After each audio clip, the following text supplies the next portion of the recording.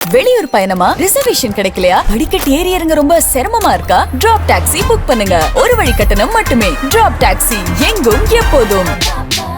Greater Nicobar திட்டத்திற்கு எதிர்ப்பு தெரிவித்ததன் மூலம் சீனாவின் கைப்பாவையாக ராகுல் காந்தி செயல்படுகிறார் என தமிழக பாஜக கடுமையாக விமர்சித்துள்ளது.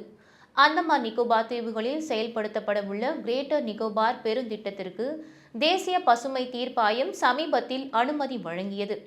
ஆனால் ஆரம்பத்திலிருந்தே கிரேட்டர் நிக்கோபார் திட்டத்திற்கு காங்கிரஸ் எதிர்ப்பு தெரிவித்து வந்தது.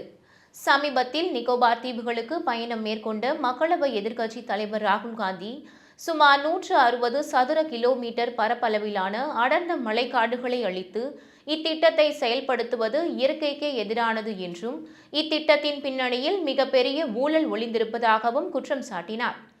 இந்நிலையில் ராகுல் காந்தியின் குற்றச்சாட்டுக்கு பதிலடி கொடுத்து தமிழக பாஜக வெளியிட்டுள்ள அறிக்கையில், இந்தியாவின் கடல் எல்லை பாதுகாப்பை உறுதி செய்யும் 72,000 கோடி மதிப்பிலான கிரேட்டர் நிக்கோபார் திட்டத்திற்கு மக்களவை எதிர்க்கட்சி தலைவராக உள்ள ராகுல் காந்தி எதிர்ப்பு தெரிவித்துள்ளார். சுற்றுச்சூழல் மற்றும் பழங்குடியினருக்கு ஆபத்து என்ற போர்வையில் கிரேட்டர் நிக்கோபார் திட்டத்திற்கு தடையை ஏற்படுத்தி சீனாவிற்கு சாதகமாக ராகுல் காந்தி செயல்படுகிறார். இந்த திட்டம் நிறைவேறினால் மலாக்கா நீரிணையில் சீனாவின் ஆதிக்கத்தை இந்திய கடற்படை வெற்றிகரமாக முறியடிக்கும்.